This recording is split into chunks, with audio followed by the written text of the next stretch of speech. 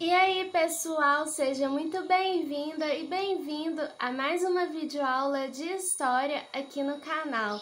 Antes de começar, inscreva-se no canal, já deixe seu like nesse vídeo, comente o que você achou dessa videoaula, seu feedback vai ser muito importante para mim e ative o sininho para você receber notificação quando tiver vídeo novo aqui no canal.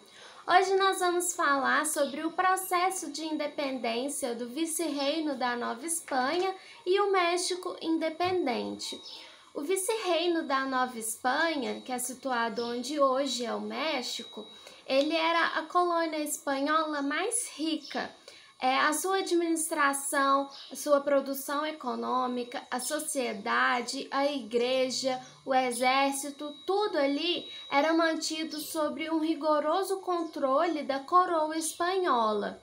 Aqui também nós vamos ter, de questão interna, aquele conflito entre peninsulares e crioulos.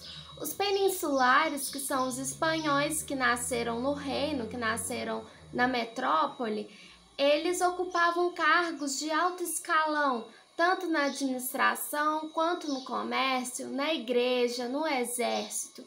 E os crioulos, que eram aqueles espanhóis que nasceram na colônia, eles se consideravam como americanos, se consideravam como os legítimos descendentes dos astecas. Eles estavam insatisfeitos com esses altos cargos dos peninsulares, enquanto que eles ocupavam cargos mais simples. Eles eram agrários, comerciantes, mineiros.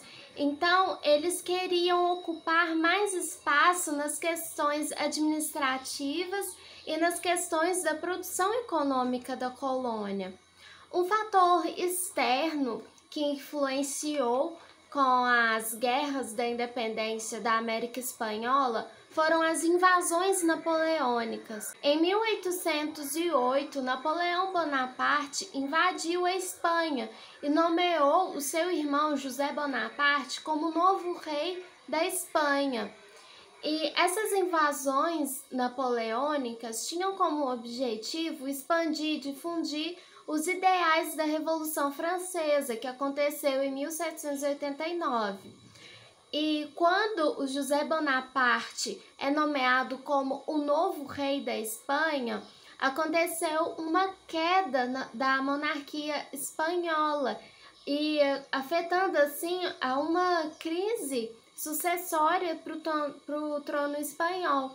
E é justamente nesse contexto dessa crise do trono espanhol é que os crioulos vão dar seus primeiros passos para conquistarem aquele espaço nas questões administrativas e econômicas da colônia. Em 1810, Miguel Hidalgo y Costilla começou a liderar rebeliões contra o domínio espanhol.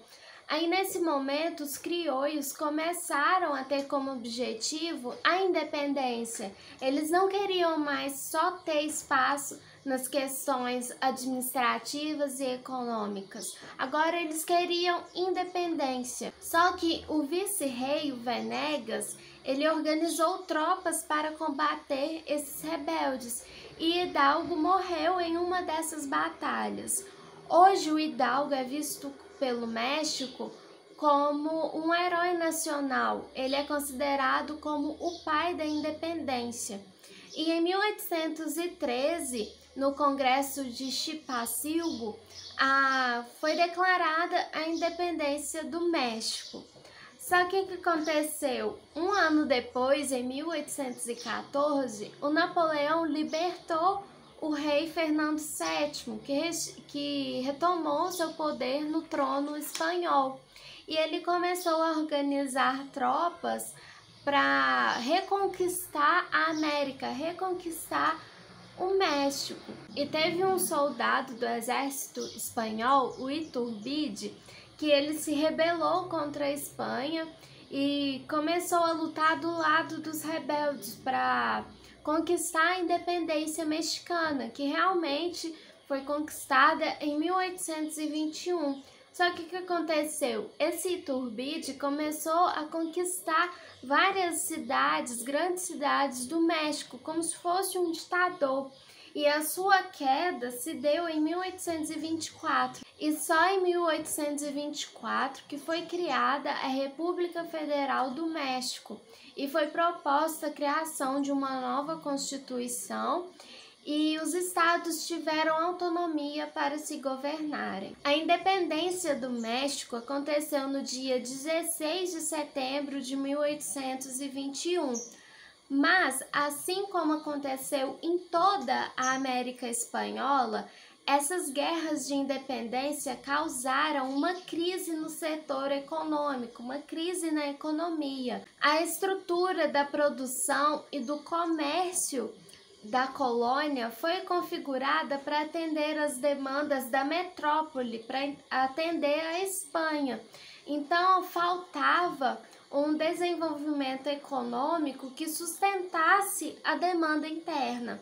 Aconteceram também várias rebeliões dentro do território do México, como é o caso da província do Texas. O Texas fazia parte do vice-reino da Nova Espanha, só que com a independência do México, ele se recusou a fazer parte da República do México. Então, ele iniciou um conflito armado entre México e o Texas, com o apoio dos Estados Unidos. O Texas ficou independente, só que o Congresso dos Estados Unidos votou para a anexação do Texas no território estadunidense.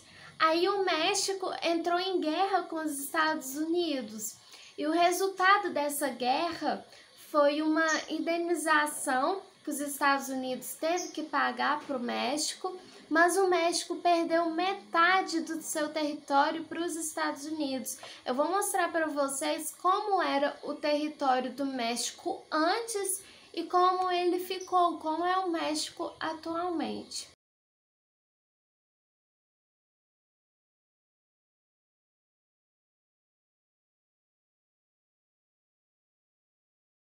Essa foi a videoaula de hoje, espero que tenham gostado, bons estudos e vejo você na próxima videoaula.